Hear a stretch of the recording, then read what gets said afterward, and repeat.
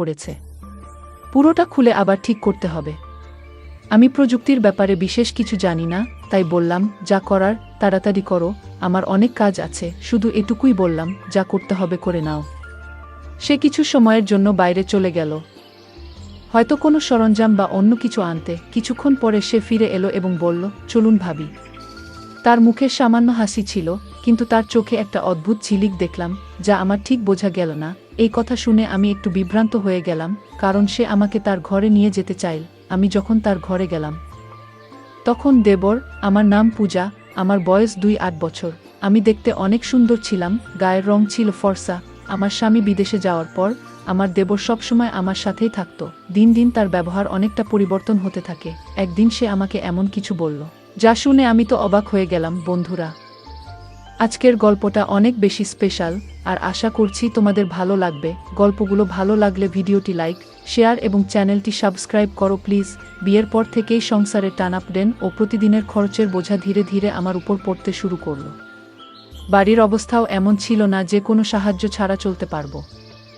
বাধ্য হয়ে একদিন নিজেকে বললাম, কিছু একটা করতে হবে। যদিও আমি পড়াশোনায় তেমন কিছু জানি না, কোথাও চাকরি পাওয়া সম্ভব ছিল না, তাই ভাবলাম মহল্লার মহিলাদের কাপড় সেলাই করা শুরু করব। পুরনো সেলাই মেশিনটা, যা বিয়েতে পাওয়া দান উপহার হিসেবে এক কোণায় পড়েছিল, তা পরিষ্কার করতে লাগলাম। এরপর পাড়ায় জানিয়ে দিলাম, যাদের কাপড় সেলাই করতে হবে তারা আমার সাথে যোগাযোগ করতে পারে। ধীরে ধীরে খবর ছড়াতে লাগলো, আর কিছুদিনের মধ্যেই বেশ কয়েকটি অর্ডার আসা শুরু হলো। পাড়ার মহিলারা তাদের সালোয়ার, ওড়না, ব্লাউজ সেলাই করাতে আমার কাছে আসতে লাগলো। কাজটা ভালোভাবে করতে শিখে গেলাম, আর এই সেলাই দিয়েই প্রথমেই সংসারের খরচ চালাতে শুরু করলাম। সেলাই করতে করতে প্রায় আমার বাড়িতে মহিলারা ভিজিট করত, কারো মাপ নেওয়া, কারো ফিটিং ঠিক করা, কেউ আবার পুরনো কাপড় নতুন ফ্যাশনের সেলাই করাতে চাইতো, আর কেউ কেউ শুধুই মন খুলে গল্প করতে আসতো। ধীরে ধীরে এই সেলাইয়ের কাজের সঙ্গে তাদের সঙ্গেও এক ধরনের সম্পর্ক গড়ে উঠল। তারা আমাকে তাদের মনের কথা বলতো, সমস্যার কথা শেয়ার করত। এতে আমিও এক ধরনের সান্ত্বনা পেতাম, একটা উদ্দেশ্য খুঁজে পেলাম। দিনভর ব্যস্ত থাকার, নিজের কষ্ট ভুলে থাকার এই কাজ আমাকে বাঁচিয়ে রেখেছিল। সেলাইয়ের কাজ বাড়তে লাগলো। একজন মহিলা কাপড় দিতে আসলে আরেকজন নিতে চলে আসতো। আমার নিজের সন্তান ছিল না, তাই এই কাজের জন্য বাড়িটা সবসময় মহিলাদের হাসিতে ভরে থাকত। ওদের হাসি, ঠাট্টা আর গল্পে আমার বাড়িতে যেন নতুন করে জীবনের প্রাণচাঞ্চল্য ফিরে এলো। কাজের সাথে সামান্য আয়ও হচ্ছিল, যা আমার জন্য এক প্রকার স্বস্তি নিয়ে এলো। কিছু মাসের মধ্যেই আমার সেলাইয়ের দক্ষতার কথা আশেপাশের এলাকাতেও ছড়িয়ে পড়ল। এবার দূরের মহল্লা থেকেও মহিলারা তাদের কাপড় সেলাই করাতে আসতে লাগলো। কাজের চাপ এতটাই বেড়ে গেল যে একা সামলানো মুশকিল হয়ে পড়ল। প্রতিদিন ঘন্টার পর ঘন্টা মেশিনের সামনে বসে কাজ করতে করতে কাঁধ ব্যথা করতে শুরু করল। এমনকি আঙুলগুলোতেও ব্যথায় ফুলে যেত। শেষে পাড়ার কয়েকজন মেয়েকে সাহায্যের জন্য ডেকে নিলাম, যারা সেলাই শিখতে আগ্রহী বা কিছু আয় করতে চায়। আমি বললাম, তারা যেন নিজেদের সেলাই মেশিন নিয়ে এসে আমার সাথে কাজ করে। এর বিনিময়ে তারা সেলাই শিখবে এবং সামান্য পারিশ্রমিকও পাবে।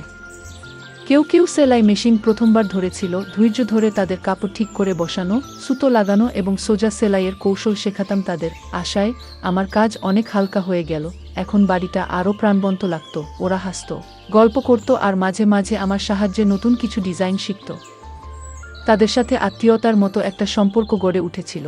আমি তাদের সেলাই মেশিন চালানো শেখাচ্ছিলাম, আর ধীরে ধীরে কাজও দিতে শুরু করলাম। তবে নতুন বলে প্রায় ভুল করত। কখনো মেশিনে কাপড় আটকে যেত, কখনো সুতোর গিঁট ছিঁড়ে যেত বা আঙ্গুল ফুটত। প্রতিদিনই মেশিনের সমস্যা হতো, আর ঠিক করাতে আমার অনেকটা সময় চলে যেত। একদিন তাদের মধ্যে এক মেয়ের মেশিন আবার নষ্ট হয়ে গেল, কাপড় মেশিনে আটকে গেল। আমি নিজে থেকে চেষ্টা করলাম ওর মেশিনটা ঠিক করতে, কিন্তু সফল হলাম না। বাধ্য হয়ে আমি তাকে বললাম, আজ তুমি মেশিনটা ঠিক করিয়ে নিয়ে এসো, আজ আর কাজ করতে হবে না। মেয়েটি চলে যেতে প্রস্তুত হচ্ছিল, তখনই আমার দেবর বাড়িতে দুপুরের খাবারের জন্য এলো। আমি রান্নাঘরে গিয়ে তার জন্য খাবার গরম করতে লাগলাম। জানালা দিয়ে তাকিয়ে দেখি আমার দেবর সেই মেয়েটির সঙ্গে কিছু কথা বলছে। আমার দেবর মেয়েটিকে জিজ্ঞাসা করল, তুমি এত তাড়াতাড়ি ছুটি নিয়ে বাড়ি যাচ্ছ কেন? মেয়েটি বলল, আমার সেলাই কাপড় আটকে গিয়েছে, তাই মেশিন নষ্ট হয়ে গেছে। ভাবি নিজেই ছুটি দিয়েছেন, কাল বাইরে থেকে ঠিক করিয়ে তারপরেই কাজে আসব। মেয়েটির কথা শুনে আমার দেবর বলল, আরে বাইরে গিয়ে ঠিক করানোর কি দরকার, যখন বাড়িতেই লোক আছে। দেবরের কথা শুনে মেয়েটি থেমে গেল। সে বলল, তুমি যদি মেশিনটা ঠিক করে দাও তাহলে খুবই উপকার হবে, না হলে আমাকে বাবাকে বলেই বড় বাজারে পাঠাতে হবে। আর বাবাকে সাইকেলে মেশিন নিয়ে যেতে অনেক কষ্ট হবে। মেয়েটির কথা শুনে আমার দেবর মেশিনটা পরীক্ষা করতে লাগলো। বলল, তোমার মেশিনে তো মরচে ধরে গেছে, এটা পুরোপুরি আটকে গেছে, ভালোভাবে খুলে ঠিক করতে হবে। মেয়েটি অবাক হয়ে বলল, তাহলে তুমি ঠিক করতে পারবে না? দেবর হেসে বলল, না না, আমি এই কাজ ভালোই জানি। মেয়েটি খুশি হয়ে পাশে বসে পড়ল এবং বলল, আমার একটা সেলাইয়ের কাজ করতে হবে, তাড়াতাড়ি করে দাও প্লিজ। দেবর তখন বলল, মেশিনটা আমার ঘরে নিয়ে এসো, আমি ওখানেই ঠিক করব। মেয়েটি একটু দ্বিধায় পড়ে গেল।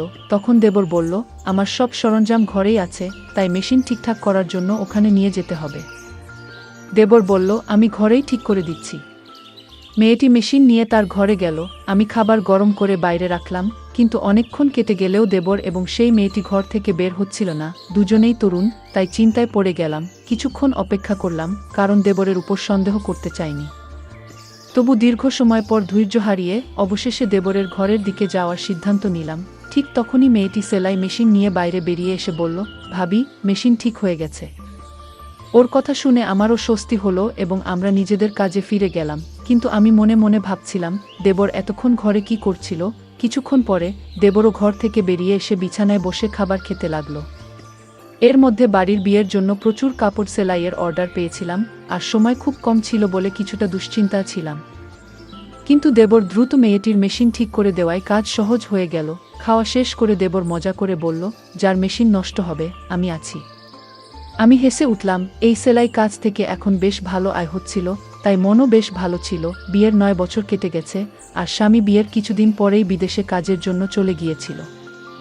প্রায় 3 বছর ধরে সে দুবাইতে আছে। 6 মাস বা বছরে একবার ফিরত ছুটি পেলেই স্বামী বাড়িতে আসতো।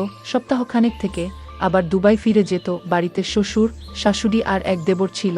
শ্বশুর শাশুড়ি ছিলেন বয়স্ক এবং প্রায় অসুস্থ থাকতেন। দিনের বেশিরভাগ সময় নিজেদের ঘরেই থাকতেন।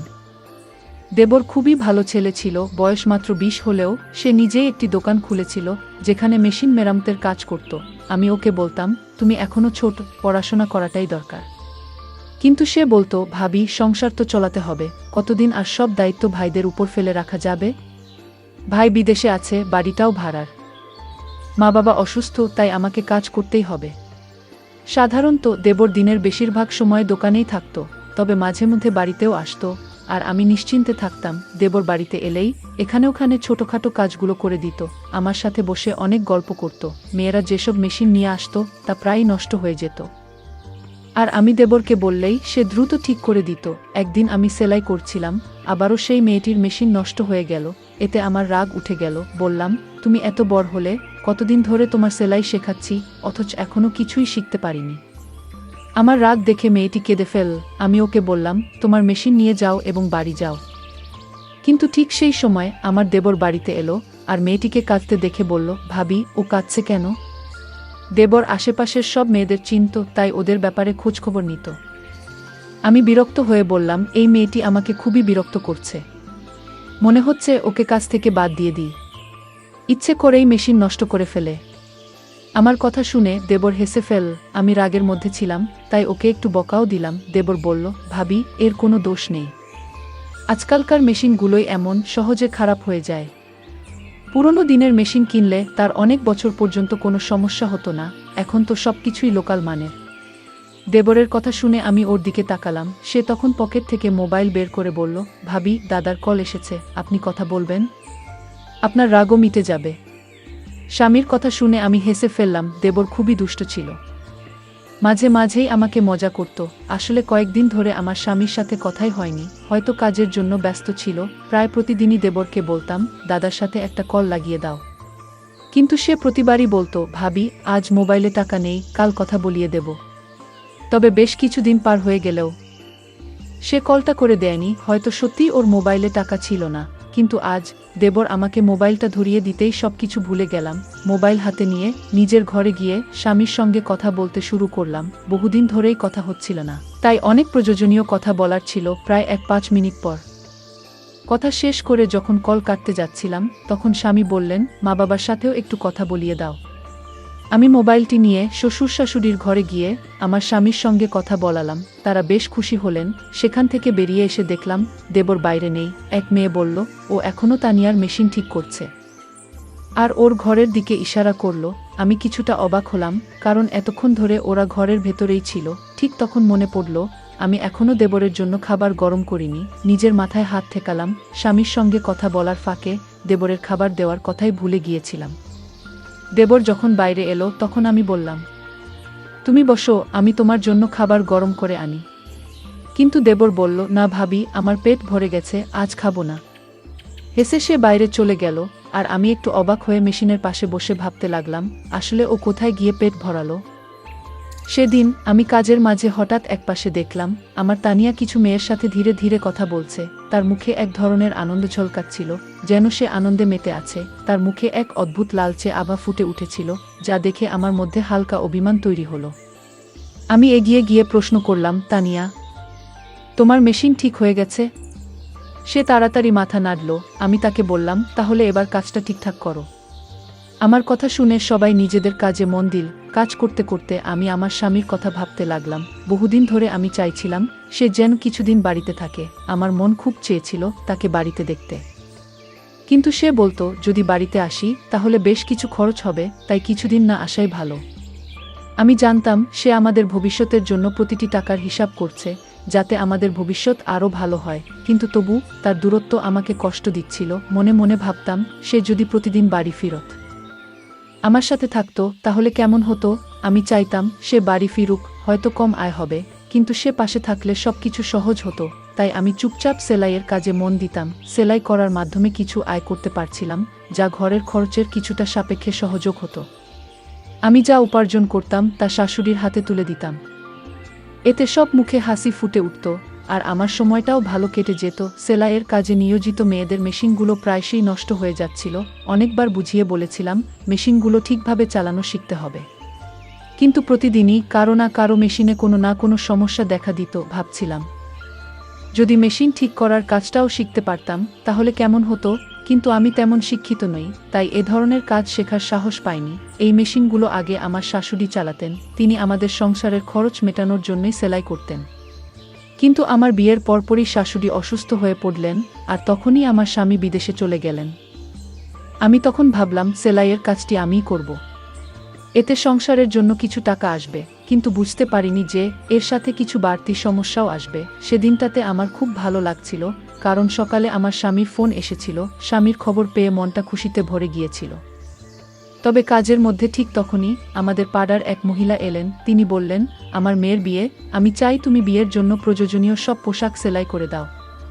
আমার হাতে তখন তেমন কাজ ছিল না, তাই তার কথা শুনে বেশ আনন্দ পেলাম। হাসি মুখে তাকে বললাম, আমার বেশ কয়েকজন মেয়ে আছে কাজ শেখার জন্য, আমরা একসঙ্গে কাজ করে সময় মতো সব পোশাক তৈরি করে দেব। তিনি আমাকে অনেক আশীর্বাদ দিয়ে চলে গেলেন, আর তার যাবার পর আমি সেলাই শেখার মেয়েদের সঙ্গে বসে কাজ ভাগাভাগি করলাম। সেদিন কাজের চাপ ছিল অনেক, আর সময় ছিল খুব কম। তাই আমি মেয়েদের বললাম, সবাই নিজের মেশিন ঠিকভাবে চালাবে।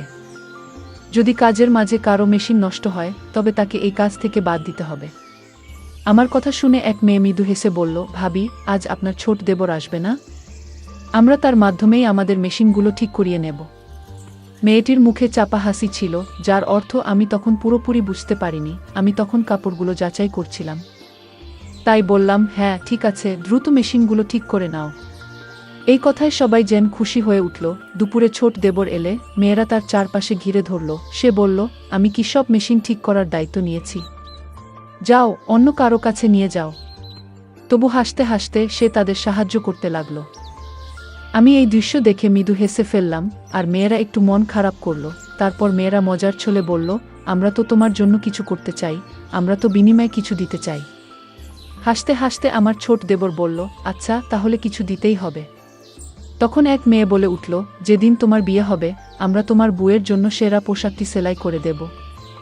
তার কথা শুনে আমার দেবর হেসে বলল, তোমরা সবাই বেশ চালাক, প্রতিদিন কারো না কারো মেশিন ঠিক করি, আর শেষমেশ বিয়ের দিনে শুধু একটা পোশাক সেলাইয়ের প্রতিশ্রুতি। দেবরের কথা শুনে আমি হেসে উঠলাম। সে বলল, তোমাদের সেলাই এখন পুরোপুরি নিখুঁত নয়, তাই মাফ করো, আমার ভাবি আমার হবু স্ত্রীর জন্য পোশাক বানাবে।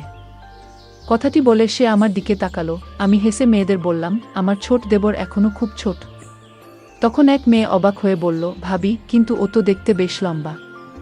আমার দেবর মজার ছলে আমার দিকে তাকিয়েছিল, যেন আমার জবাব শোনার জন্যই অপেক্ষা করছিল। আমি জানতাম সে আসলে বয়সে বেশ তরুণ, পরিবারের দায়িত্ব নেয়ার জন্য সে প্রস্তুত নয়, আর্থিক পরিস্থিতিও তেমন ভালো নয়। আমার স্বামীও বিয়ের পর আমাদের ভবিষ্যৎ গড়ার জন্য দূরে চলে গিয়েছিল, আমিও চেয়েছিলাম না যে ভবিষ্যতে আমার দেবরের স্ত্রীও একই দূরত্বের কষ্টে থাকুক। তাই আমি বললাম, লম্বা হয়েছে বলে বিয়ে করতে হবে এমন কোনো কথা নেই, বিয়ের জন্য আরও অনেক প্রস্তুতির প্রয়োজন, ওর বিয়ে হতে এখনও কয়েক বছর বাকি। আমার কথা শুনে দেবর হেসে উঠল। এরপর আমি মেয়েদের দিকে ফিরে বললাম, চলো এবার সবাই কাজে মন দাও, আমি দেবরের জন্য খাবার গরম করে নিয়ে আসি। একথা বলে আমি রান্নাঘরে গিয়ে তার জন্য খাবার গরম করতে লাগলাম। মেয়েরা নিজেদের কাজ নিয়ে আবার ব্যস্ত হয়ে গেল। আমি আমার দেবরের ঘরে যাচ্ছিলাম, কারণ জানি না কিভাবে, কিন্তু ও মেশিনগুলোতে এক ধরনের জাদু করত, আর সব কিছু ঠিকঠাক হয়ে যেত। সেদিনও সে মেয়েদের সেলাইয়ের মেশিনগুলো সারিয়ে দিয়ে নিজের কাজে চলে গেল। পরের দিন প্রচুর কাজ ছিল, তাই কাউকে কাজ থেকে সরতে দিলাম না। দেবরও সেদিন বাড়িতে আসেনি, আর কাজের চাপ এত বেশি ছিল যে আমিও ব্যস্ত ছিলাম। মনে মনে ভেবেছিলাম, কাজের ফাঁকে নিজের বাবা মার বাড়িতে কিছুদিন যাব, কতদিন যাব ভাবছি। কিন্তু হঠাৎ একটা বিপদ এলো। আমার মেশিনটি খারাপ হয়ে গেল, আর কাপড়ের বিশাল স্তূপ পড়ে রইল। আমি চাইছিলাম না যে এত দামি কাপড় মেয়েদের দিয়ে সেলাই করাই, কারণ তাদের কাজের মধ্যে এখনও সূক্ষ্মতা আসেনি। সকালে মেশিনটি একদম কাজ করছিল না। মেয়েরা আমার চিন্তিত মুখ দেখে বলল, ভাবি, আপনি চিন্তা করবেন না, আপনার দেবর আছে, সে তো আপনার মেশিন ঠিক করেই দেবে। এই কথা শুনে মেয়েরা নিজেদের মধ্যে ফিসফিস করে কথা বলতে লাগলো, যা আমি ঠিক বুঝে উঠতে পারলাম না। কয়েকদিন ধরে লক্ষ্য করছিলাম, দেবর সারাদিন বাইরে থাকত, কিন্তু দুপুরে খাবার খেতে এলেই মেয়েরা যেন কোনো বাহানায় তার আশেপাশে ঘুরঘুর করত, সবার কাজ ছেড়ে যেন তার উপস্থিতিতে একটু আনন্দ খুঁজে পেত। এমন সময় আমি নিজেই উঠে দাঁড়ালাম কাজ দ্রুত শেষ করার জন্য। সেদিন কাজের চাপ এত বেশি ছিল যে মেয়েদের আচরণে খুব একটা খেয়াল করতে পারিনি, কিন্তু যখন থেকে আমার দেবর মেয়েদের মেশিনগুলো ঠিক করে দিতে শুরু করলো, তখন থেকে তারা প্রায় প্রতিদিন কাজ শেষে কিছু না কিছু খাবার নিয়ে আসতে লাগলো। শুরুতে ভাবতাম ওরা হয়তো আমার জন্যই এসব নিয়ে আসে, কিন্তু পরে বুঝতে পারলাম এসব খাবার আসলে আমার দেবরের জন্যই আনা হচ্ছিল। বিশ্বাসটা বুঝতে পেরে আমি ওদের একটু বকাও দিলাম, বললাম, আমার মেশিন খারাপ হয়েছে, অথচ তোমরা সবাই বসে আছো কেন?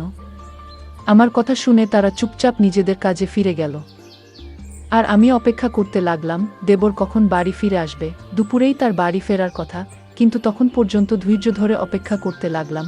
আমার কাছে কোনো মোবাইল ছিল না, আর আমি মোবাইল চালাতেও জানতাম না, তাই ফাঁকা সময়টা কাটানোর জন্য রান্নাঘরে গিয়ে কিছু সবজি কেটে বসেছিলাম। তখনই শুনতে পেলাম তানিয়া মৃদুস্বরে আরেক মেয়েকে বলছে, ভাবির বদলে যদি আমার মেশিনটাই আজ নষ্ট হতো। কথাটা শুনে আরেক মেয়ে চুপিসারে হাসি চেপে ফেল, আর আমি তানিয়ার দিকে অবাক হয়ে তাকিয়ে রইলাম। ওর চোখে এক ধরনের আকাঙ্ক্ষা ছিল। হঠাৎ মনে পড়ল তানিয়ার মেশিন প্রথম নষ্ট হয়েছিল, আর সেই কারণেই আমার দেবর তার মেশিন ঠিক করার জন্য নিজের ঘরে নিয়ে গিয়েছিল। এই পুরো ব্যাপারটা আমাকে একটু চিন্তায় ফেলে দিয়েছিল।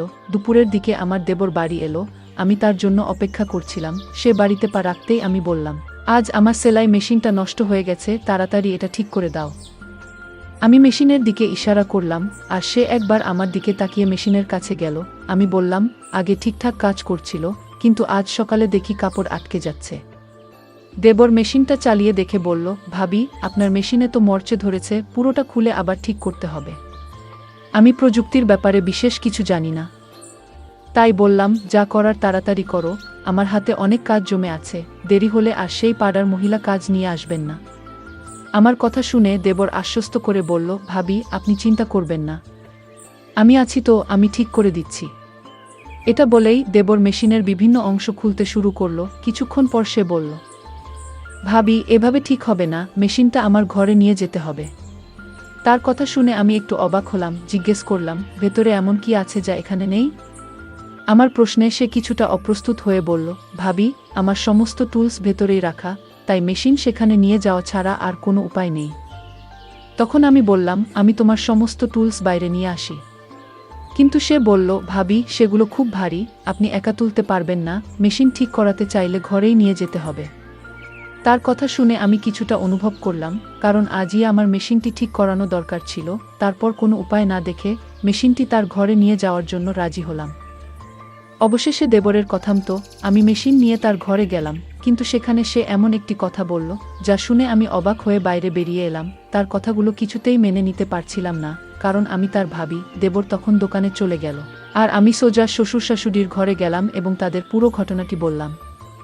শাশুড়ি বললেন, ছোট ছেলে না বুঝে হয়তো এভাবে বলেছে, আমরা তাকে বুঝিয়ে দেব। কিন্তু আমি বললাম, আপনারা যাকে ছোট বলছেন সে এখন প্রাপ্তবয়স্ক, এরকম কিছু ঘটার আগেই ওর জন্য কোনো ভালো মেয়ে দেখে বিয়ে ঠিক করে ফেলা উচিত। শাশুড়ি চিন্তিত হয়ে বললেন, কিন্তু মেয়ে কোথায় পাব? আমি হাসি চাপিয়ে বললাম, এই নিয়ে ভাববেন না, আপনার ছোট ছেলে ইতিমধ্যেই নিজের পছন্দের মেয়েটিকে ঠিক করে ফেলেছে। আমি শাশুড়িকে কথা জানালাম। শাশুড়ি ও শ্বশুর অবাক হয়ে তাকালেন। পরের দিন তারা দেবরের সঙ্গে কথা বললেন এবং যখন তানিয়ার প্রসঙ্গ তুললেন, দেবর যেন সেই কথার জন্যই অপেক্ষায় ছিল। সে হাসিমুখে আমার দিকে তাকিয়ে জানিয়ে দিল যে সে রাজি। কিছুদিন পর আমি নিজেই তানিয়ার বাড়িতে গিয়ে তাদের সঙ্গে এ বিষয়ে কথা বললাম। তাদেরও আপত্তি ছিল না। কয়েক মাসের মধ্যেই আমার দেবরের বিয়ে সম্পন্ন হয়ে গেল। এই ঘটনায় বুঝেছিলাম, ছেলেরা যখন নিজেরা নেয়া, তখন তাদের পথ দেখানোই ভালো। ছেলে বা মেয়ে যখন প্রাপ্তবয়স্ক হয়ে যায়, তখন তাদের বিয়েতে দেরি না করাই ভালো, না হলে নানা সমস্যা দেখা দিতে পারে। তানিয়া যখন আমাদের বাড়িতে বউ হয়ে এলো, তখন সে আমার সঙ্গে মিলে সেলাইয়ের কাজে হাত লাগালো। আমাদের বাড়ির আয়ও এতে দ্বিগুণ হলো। গল্পের মূল চরিত্র পূজার জীবন নানা চ্যালেঞ্জে পূর্ণ। বিয়ের পর সংসারের আর্থিক অবস্থা খারাপ দেখে সে নিজে কিছু করার সিদ্ধান্ত নেয়। এই গল্প আমাদের শেখায় যে আমাদের নিজেদের পরিস্থিতি উন্নতির জন্য সর্বদা পরিশ্রম করতে পিছিয়ে পড়া উচিত নয়। পূজা উচ্চশিক্ষা না থাকা সত্ত্বেও সেলাইয়ের মাধ্যমে সংসারের খরচ চালাতে শুরু করে, যা প্রমাণ করে যে সীমিত সম্পদেও পরিশ্রম আর ইচ্ছাশক্তি থাকলে নিজেকে প্রতিষ্ঠিত করা সম্ভব। পূজার জীবন নানা কঠিন পরিস্থিতির মধ্য দিয়ে গেছে। স্বামী বিদেশে কাজ করতে যাওয়ার পর সংসারের দায়িত্ব তার উপরই এসে পড়ে। তবু সে হার মানেনি এবং জীবনে একটি ইতিবাচক মনোভাব বজায় রেখেছিল। ধৈর্য এবং পরিস্থিতির সঙ্গে মানিয়ে চলার দক্ষতা খুবই গুরুত্বপূর্ণ, যা পূজা আমাদের শেখায়। সে আমাদের দেখায় যে কঠিন পরিস্থিতিতেও ইতিবাচক থেকে সমাধান খুঁজে বের করা যায়। সেলাইয়ের কাজ বাড়তে থাকলে পূজার মাথায় পাড়ার মেয়েদের সাহায্য নেওয়ার ভাবনা আসে। সে তাদের সেলাই শেখায় এবং আয়ের সুযোগ দেয়। এতে বোঝা যায়, আশেপাশের মানুষদের সহায়তা করলে অনেক সমস্যার সহজে সমাধান করা যায়। পূজা এই উদ্যোগের মাধ্যমে অন্যদের আয়ের পথ তৈরি করে, যা অনুপ্রেরণামূলক। গল্পে পূজার দেবরও পরিবারের দায়িত্বশীল সদস্য।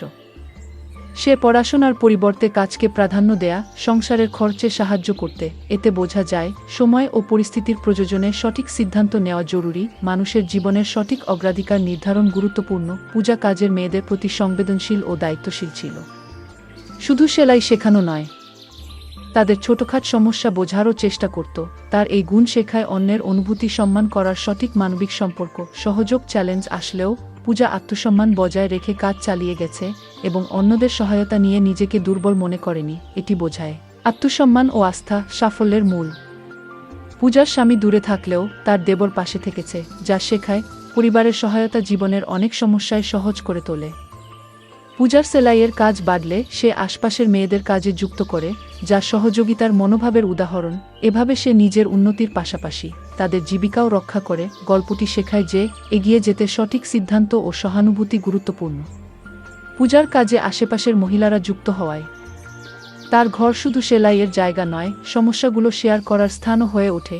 এটি সমাজে সংযোগ ও সহযোগিতার বার্তা দেয় এবং ঐক্য বজায় রাখা উচিত। পূজার গল্প শেখায় যে আমাদের লুকিয়ে থাকা প্রতিভা চিনে কাজে লাগালে তা এগিয়ে চলার পথ হতে পারে। সে সেলাইকে আর্থিক বাধ্যবাধকতা থেকে সুযোগে রূপান্তরিত করেছে, যা চ্যালেঞ্জের সুযোগ খোঁজার প্রেরণা দেয়। এই গল্প থেকে শেখা যায়, পরিশ্রম, ধৈর্য, সহযোগিতা, আত্মমর্যাদা এবং ইতিবাচকতার সাথে আমরা কঠিন পরিস্থিতি মোকাবিলা করতে পারি। সম্পর্কের গুরুত্ব ও সমাজের সংযোগ আমাদের সবার জন্য একটি ভালো জীবন গড়ে তুলতে সাহায্য করে। বন্ধুরা, যদি এই গল্পটি ভালো লেগে থাকে তাহলে দয়া করে ভিডিওটি লাইক করুন এবং আমাদের চ্যানেলটি সাবস্ক্রাইব করুন। পাশে থাকা বেল আইকনটি প্রেস করুন, যাতে করে আমরা যখনই নতুন ভিডিও আপলোড করি তার নোটিফিকেশন সবার আগে আপনার কাছে পৌঁছে যায়। ধন্যবাদ। দেখা হবে আমাদের পরবর্তী ভিডিওতে।